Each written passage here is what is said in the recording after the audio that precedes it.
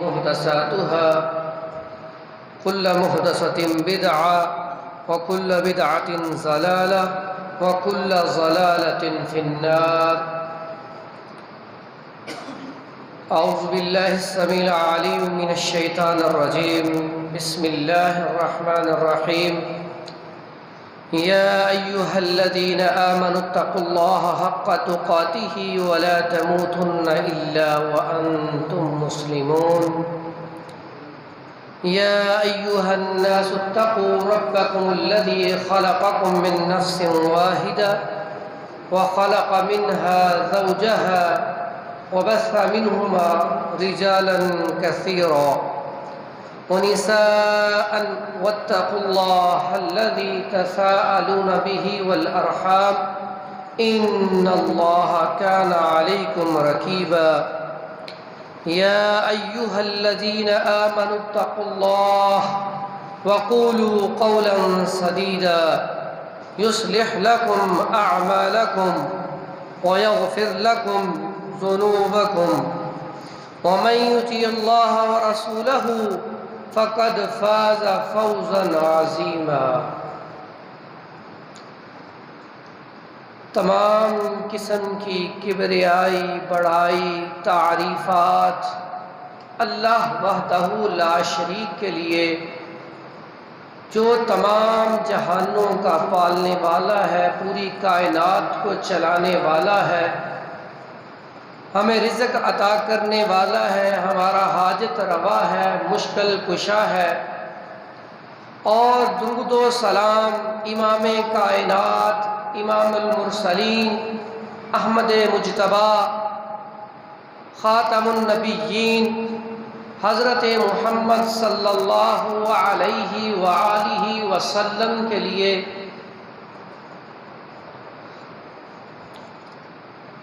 میرے عزیز بھائیوں، بزرگوں، دوستوں، ماؤں اور بہنوں،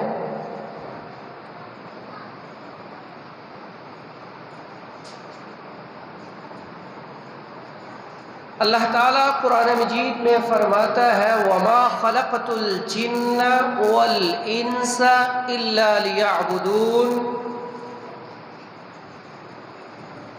وَالْعَصْرِ إِنَّ الْإِنسَانَ لَفِي خُسْرٍ إِلَّا الَّذِينَ آمَنُوا وَعَمِلُوا الصَّالِحَاتِ وَتَوَاصَوْا بِالْحَقِّ وَتَوَاصَوْا بِالصَّبْرِ. اللہ تعالیٰ قرآن مجید میں فرماتا ہے کہ میں نے جنوں اور انسانوں کو اپنی عبادت کے لیے پیدا کیا ہے. ہمارا دنیا میں آنے کا جو مقصد ہے وہ اللہ تعالیٰ کی عبادت ہے. اور اس کے بعد اللہ تعالیٰ زمانے کی قسم کھا کے کہتے ہیں انسان بہت خسارے میں ہے، بہت زیادہ خسارے میں ہے، مگر وہ لوگ جو ایمان لائے، نیک اعمال کیے، اچھے اعمال کیے، صبر کرتے رہے، حق بات کرتے رہے، انہیں کوئی بھی پچھتاوا نہیں، وہ پریشان نہیں، نہ وہ گھاٹے میں ہیں. ہمارا جو آج کا جمعہ ہے، اس کا جو عنوان ہے اصلاح معاشرہ، اور ساتھ ہم نے رمضان کیسے گزارا اور آگے کی زندگی ہم کیسے گزاریں گے.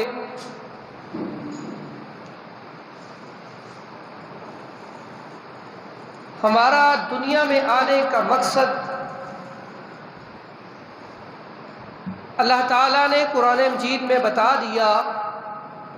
میں نے آپ کو آیت پڑھ کے سنائی نماز کے حوالے سے، عبادت کے حوالے سے. یہاں پہ اللہ کے نبی فرماتے ہیں، امام کائنات فرماتے ہیں، نماز کے بارے میں وعید بڑی سخت ہے. من ترک الصلاة متعمدا فقد کفر. پس جس شخص نے جان بوجھ کر نماز چھوڑی اس نے کفر کیا. دوسری حدیث میں فرماتے ہیں بین العبد و بین الکفر ترک الصلاۃ، مسلمان اور کافر کے درمیان جو سب سے بڑا فرق، سب سے بڑا امتیاز ہے وہ نماز ہے۔ نمازیں کیسی ہونی چاہیے اور ہماری عبادات کیسی ہونی چاہیے؟ انما الاعمال بالنیات، نیت کا جو دار و مدار، ہمارے جو بھی ہم عبادت کرتے ہیں، اچھا کام کرتے ہیں، صدقہ خیرات کرتے ہیں، اس کا دار و مدار نیت کے اوپر ہوتا ہے۔ اگر ہم نے نماز پڑھی، قرآن پڑھا، ذکر اذکار کیا، لوگوں کا فائدہ کیا، رمضان کے روزے رکھے، قیام اللیل کیا، جتنے بھی ہم نے اچھے اعمال کیے، اگر ان اعمال کا دار و مدار آپ کی نیت اچھی ہے تو انشاءاللہ یہ سارے عمل قبول ہیں۔ اگر آپ کی نیت یہ ہے کہ میں روزے رکھوں، لوگ میری رسپیکٹ عزت کریں، میں نماز پڑھوں، لوگ مجھے حاجی صاحب نمازی کہیں، اگر انسان حج کرتا ہے اس نیت کے ساتھ کہ لوگ مجھے حاجی صاحب کہیں، اسی طرح جو سخی ہے سخاوت کرتا ہے اور اس کے ذہن میں صرف یہ ہوتا ہے کہ لوگوں کے سامنے میری عزت رسپیکٹ بن جائے، لوگ میری تعریف کریں اور لوگوں کے اندر میرا نام ہو، تو پھر اس کو نام تو مل جائے گا لیکن قیامت والے دن وہ جہنم میں جائے گا۔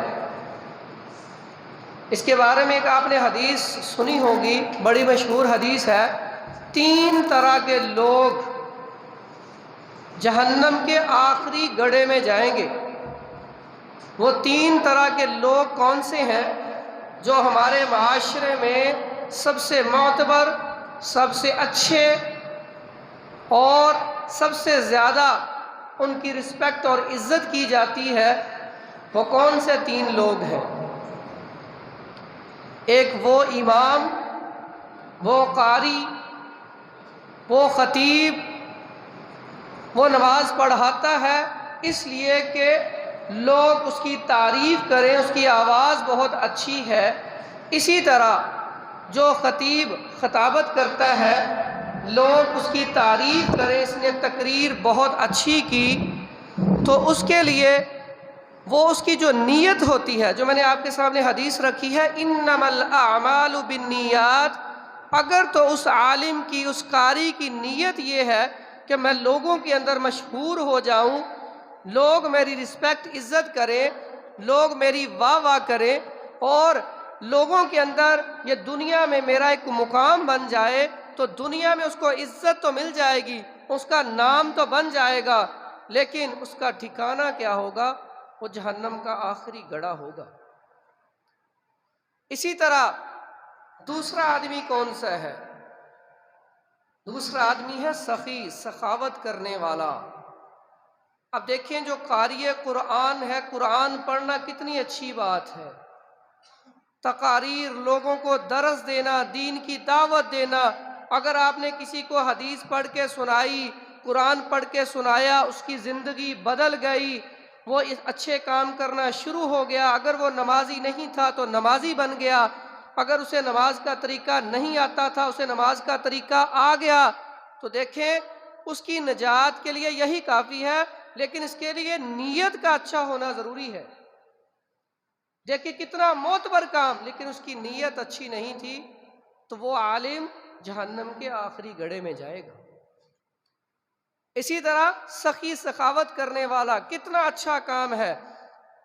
ایک غریب ہے، اس کے گھر میں راشن نہیں، بچے بھوکے بیٹھے ہیں، ایک سخی سخاوت کرنے والا اس کے گھر راشن لے کے دے دیتا ہے، کتنا اچھا کام ہے۔ ایک سخی مدرسہ اور مسجد بنا دیتا ہے، یا اسی طرح کوئی اور نیکی کے کام، کہیں کسی جگہ پہ ٹیوب ویل لگا دیا، نلکا لگا دیا، کوئی کولر پانی کا رکھوا دیا، لوگوں کو کھانا کھلا دیا، افطاریوں کے پروگرام کروا دیے، سحریوں کا اہتمام کر لیا، اور جب بھی کہیں موقع ملا وہ پیسہ لگانے میں دریغ نہیں کرتا، اللہ کے کاموں میں بہت خرچ کرتا ہے، لیکن اگر اس کی نیت یہ ہے کہ لوگ مجھے سخی کہیں، سخاوت کرنے والا حاجی صاحب کہیں، لوگ میری عزت کریں، جہاں پہ بھی میں جاؤں مجھے پروٹوکول ملے۔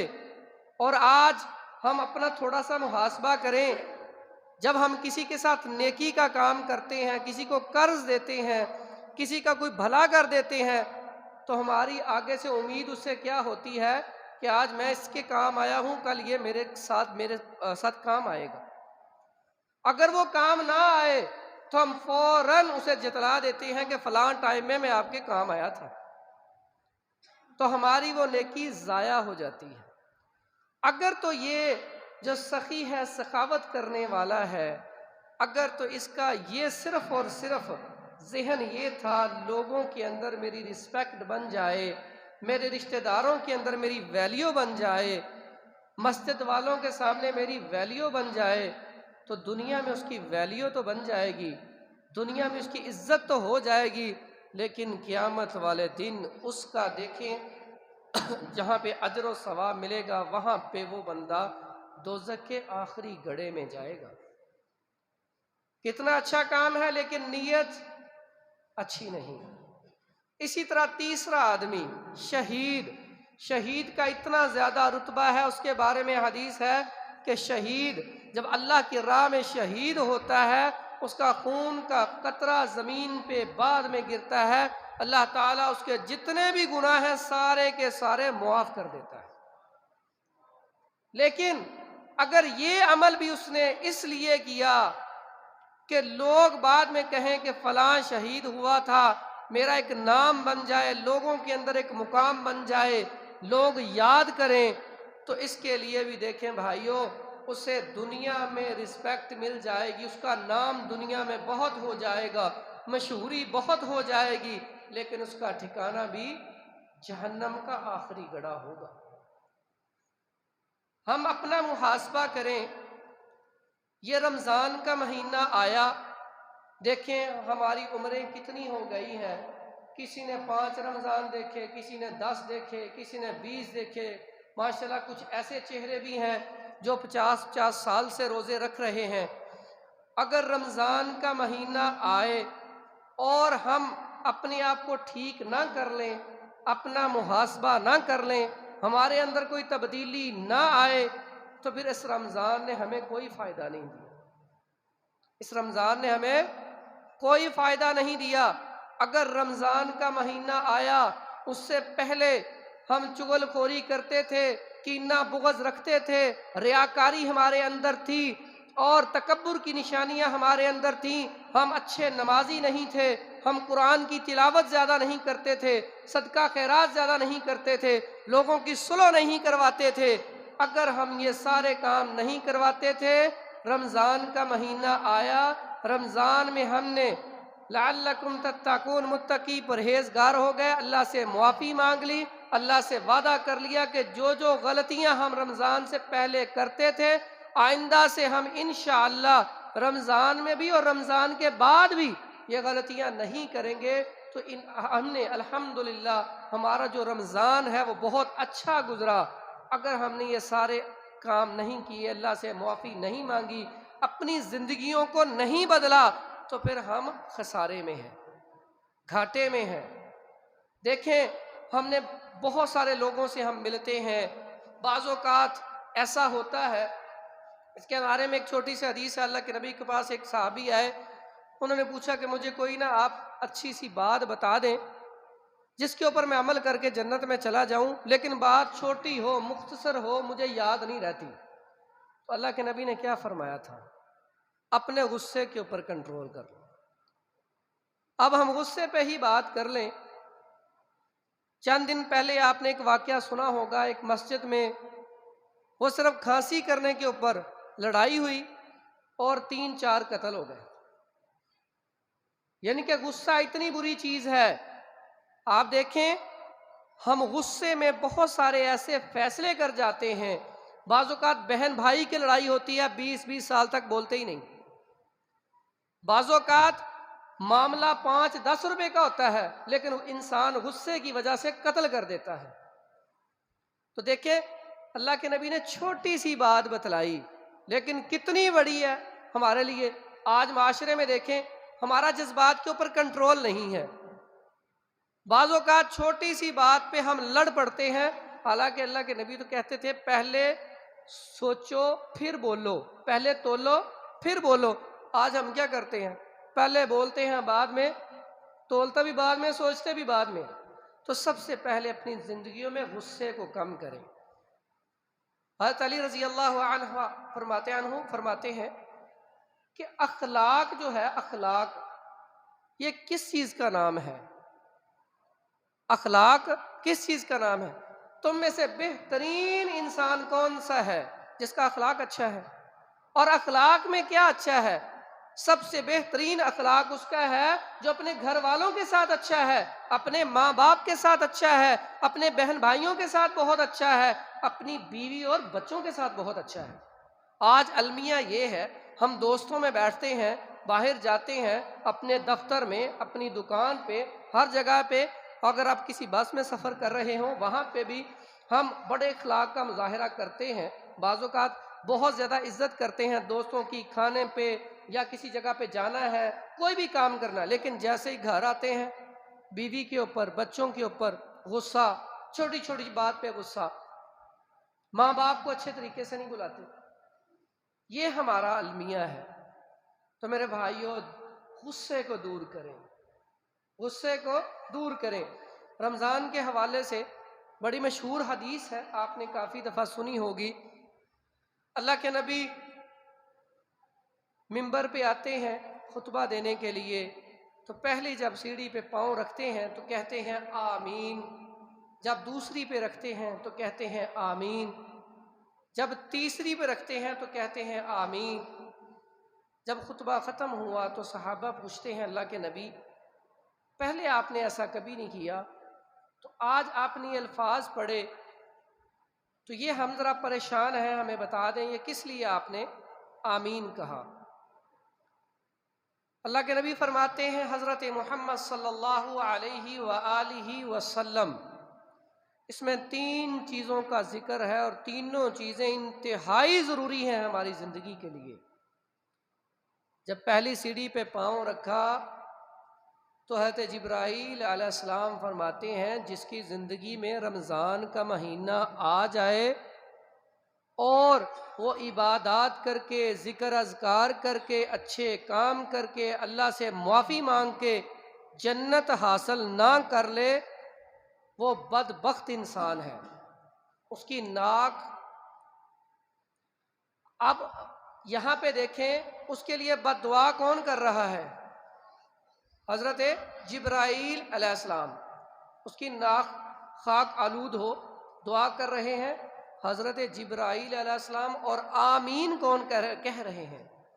امام کائنات حضرت محمد صلی اللہ علیہ وآلہ وسلم۔ سوچیں کتنی بڑی بات ہے۔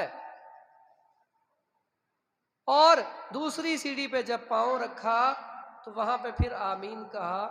تو یہاں پہ جب بھی حضرت جبرائیل علیہ السلام فرماتے ہیں جب بھی آپ صلی اللہ علیہ وآلہ وسلم کا نام آ جائے تو جہاں پہ حضرت محمد نام آ جائے، انسان صلی اللہ علیہ وآلہ وسلم نہ کہے، اللہ کے نبی کے اوپر درود نہ بھیجے، وہ بھی بدبخت انسان ہے۔ آج ہم نے کبھی سوچا، یہاں پہ کتنے ساتھی بیٹھے ہیں، کتنی دفعہ اللہ کے نبی کا نام لیا گیا لیکن آواز گونجی نہیں۔ ہمارا المیہ یہ ہے، ہم اللہ کا نام بھی لیتے ہیں تو اتنا آہستہ آواز میں، ڈرتے ہیں اللہ کا نام لینے میں۔ اللہ کے نبی حضرت محمد صلی اللہ علیہ وآلہ وسلم کے اوپر درود بھیجتے وقت بھی ہم ڈرتے ہیں۔ یہاں پہ میرے پاس بعض اوقات رمضان میں درس ہوا، بہت سارے ساتھی، روزانہ کی بنیاد پہ ہم نے دعاؤں کا سلسلہ شروع کیا، وضو کا طریقہ، نماز کا طریقہ، نماز کا ترجمہ اور جنازے کی دعا۔ یقین کریں کوئی 60 آدمی ان میں تھے 60 آدمیوں میں سے تقریباً کہہ لیں کہ کوئی 55 کے قریب ہوں گے جن کو نماز جنازہ آتی نہیں۔ تو میں نے وہاں پہ ایک سوال کیا ان سے کہ بھائیو دیکھو، آپ کا کوئی بھائی، والد، بہن، چچا، تایا، کوئی دوست آج تک کوئی بھی فوت نہیں ہوا، کوئی بھی اللہ کے پاس نہیں گیا؟ سب نے ہاتھ کھڑا کیا، جس کوئی نہ کوئی ہمارا رشتہ دار دوست فوت ہوا ہے۔ تو میں نے کہا جب آپ وہاں پہ جنازے پہ گئے تو آپ نے اللہ اکبر بھی کی، ہاتھ بھی باندھا، تو آپ نے اس کے لیے دعا کیا کی؟ کیونکہ مسلمان کا مسلمان کے اوپر جو آخری حق ہے وہ کیا ہے؟ اس کے لیے اس کا جنازہ پڑھے، اس کے لیے رو رو کے دعائیں کرے۔ تو میں نے کہا آپ نے تو آخری جو اس کا حق تھا اس میں بھی فراڈ کیا، 2 نمبری کی نا۔ اب ایک بندہ جائے تو وہ وہاں پہ جا کے کھڑا رہے اور دعا کوئی بھی نہ مانگے۔ تو ہم تو 2 نمبری میں اتنے ماسٹر ہو گئے ہیں کہ ہم تو جو آخری حق ہے، مردہ بندہ جب موت آ جاتی ہے، فوت ہو جائے، تو اس کے ساتھ بھی 2 نمبری کر دیتے ہیں۔ تو یقین کریں کل میں نے ان سے نا پورا مہینہ یاد کروائی، تو پرسوں ان کا میں نے سنا، تو ماشاءاللہ تقریباً وہ جتنے بھی ساتھی تھے، کوئی ایک آدھا ہوگا جسے 1-2 لفظ نہیں یاد ہوئے ہوں گے، باقی پوری نماز جنازہ الحمدللہ انہوں نے یاد کی، نماز کا ترجمہ، نماز یاد کی۔ اور یہ جو ہمارے کرنے والے کام ہے، جس کے بارے میں ہم سے پوچھا جائے گا، وہاں پہ نا کچھ ساتھی ایسے تھے جو بولنے میں بڑے ماسٹر تھے، جب بات کرتے تھے بڑی اونچی آواز سے بات کرتے تھے، بڑے علمی لوگ، اور جب نماز کی باری آئی تو ان کی آواز ایسے تھی جیسے نکل ہی نہیں رہی۔ قرآن پڑھنے میں اتنا پیچھے۔ اللہ کے بندوں، ہمیں تیاری کرنی چاہیے۔ اگر رمضان کے مہینے سے پہلے بھی ہمیں جنازے کی دعا نہیں آتی تھی، رمضان گزر گیا تب بھی نہیں یاد ہوئی، تو پھر ہم نے کچھ حاصل نہیں کیا رمضان سے۔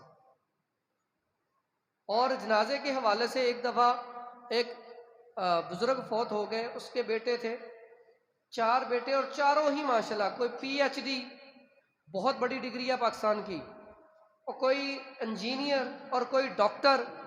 جب اسے نہلانے کا وقت آیا تو انہیں بندہ کوئی نہیں مل رہا تھا نہلانے کے لیے، کیونکہ کسی بچے کو نہلانے کا طریقہ کا ہی نہیں پتا۔ جنازہ تو بہت دور کی بات ہے، نہلانے کے طریقے کا ہی نہیں پتا۔ یہ آج ہمارا المیہ ہے۔ دیکھیں جب جنازہ ہوتا ہے، سب سے زیادہ تکلیف اگر کسی کی ماں فوت ہو گئی ہے، یا والد اس دنیا سے چلا گیا ہے، یا بھائی چلا گیا ہے، جتنی تکلیف اس کو ہے کیا کہ ایک عالم کو ہو سکتی ہے، کیونکہ اس کا خون ہے، اس کا رشتہ ہے۔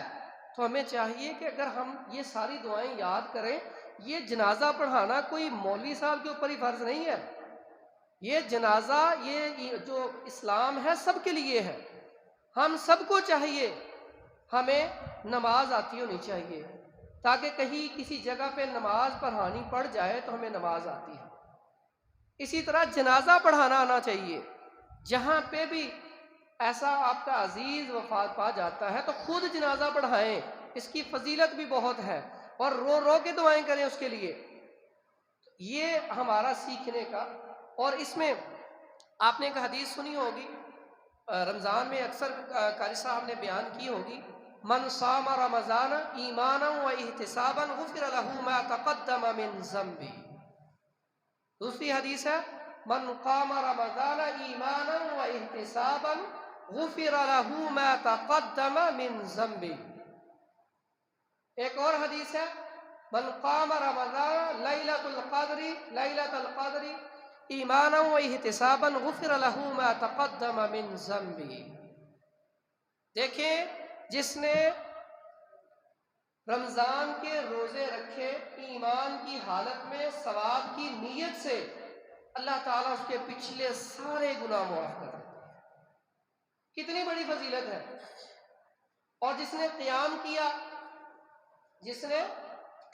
کیا، لیلۃ القدر کی رات پالی، اس حالت میں ثواب کی نیت کے ساتھ، ایمان کی حالت میں، اگر وہ لیلۃ القدر کی رات پالے اور اس میں دعا مانگے، اللہم انک عفو تحب العفو فاعف عنا، اللہم انکا عفون کریم تحب العفو فاعف عنی، اگر وہ اکیلے نے دعا مانگی، اگر یہ دعا مانگتا ہے وہ لیلۃ القدر کی رات پا لیتا ہے تو اس کے پچھلے سارے گناہ اللہ تعالی معاف کر دیتے ہیں۔ یہ رمضان کا جو مہینہ اللہ تعالیٰ نے عطا کیا ہے ہمیں، یہ بہت بڑی نعمت ہے، بہت بڑی نعمت ہے۔ اس کا ایک ایک لمحہ بہت قیمتی ہے۔ دیکھیں اللہ تعالیٰ نے ہمیں پیکج دیا ہے۔ ہمیں جب موبائل کا پیکج مل جائے نا، ہم ہفتے کا پیکج لگا لیں یا گھنٹے کا، تو ہماری کوشش ہوتی ہے آخری منٹ تک بھی بات کریں کہ وہ ہم نے پیسے لگائے نا 5 روپے یا ہفتے کا لگایا تو ہم پورے منٹ اس کے ختم کرتے ہیں۔ اور بعض اوقات کئی جگہ پہ نہیں بھی کال کرنی ہوتی تو ہم کال کر کے، لمبی کال کر کے وہ پیسے پورے کرتے ہیں کہ ہم نے پیکج لگایا ہو۔ تو اللہ تعالیٰ نے جو ہمیں پیکج دیا ہے رمضان کا، اللہ تعالیٰ کو پتا تھا ہماری عمریں کم ہونی ہیں، ہمارے گناہ زیادہ ہونے ہیں۔ آج ہم محاسبہ کریں، ہم کتنے کام ایسے کرتے ہیں جو اطیع اللہ و اطیع الرسول کے اوپر ہیں، تو اس میں اللہ تعالیٰ نے ہمیں رمضان کا مہینہ ایک پیکج دیا ہے اور اس پیکج سے فائدہ اٹھا لیں۔ پیکج کیا ہے؟ عام دنوں میں جب ہم کوئی عمل کرتے ہیں نیک، اس کی کتنی نیکیاں ملتی ہیں؟ 1 یا 10 تک۔ تو رمضان کے مہینے اللہ تعالیٰ نے پیکج کون سا آپ کو دیا ہے؟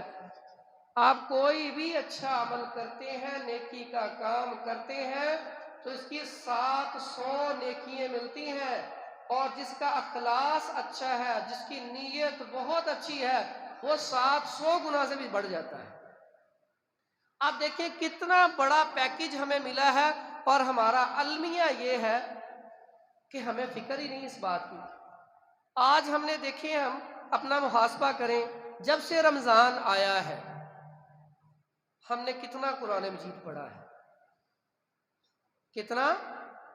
رمضان اور قرآن کا بڑا گہرا تعلق ہے۔ اللہ کے نبی حضرت محمد صلی اللہ علیہ وآلہ وسلم 2 دفعہ دور کرتے تھے حضرت جبرائیل علیہ السلام کے ساتھ۔ ہم اپنا محاسبہ کریں، ہم نے پورے رمضان میں کتنے پارے پڑھے ہیں ابھی تک، اور آج 24واں روزہ ہم نے رکھا۔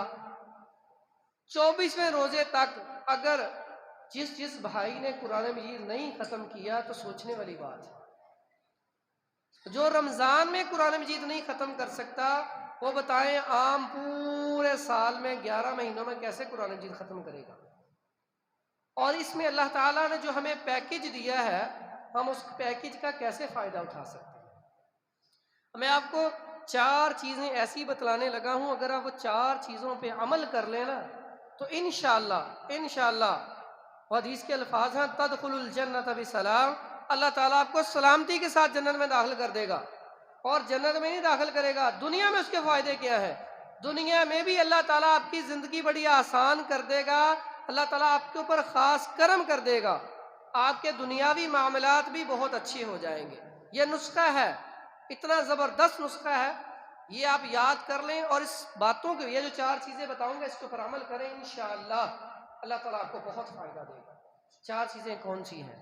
یا ایھا الناس افشوا السلام واطعموا الطعام وصلوا الارحام وصلوا والناس نیام تدخلوا الجنت بسلام۔ یہاں پہ دیکھیں اللہ تعالیٰ 4 چیزیں بیان کر رہے ہیں، اللہ کے نبی 4 چیزیں بیان کر رہے ہیں۔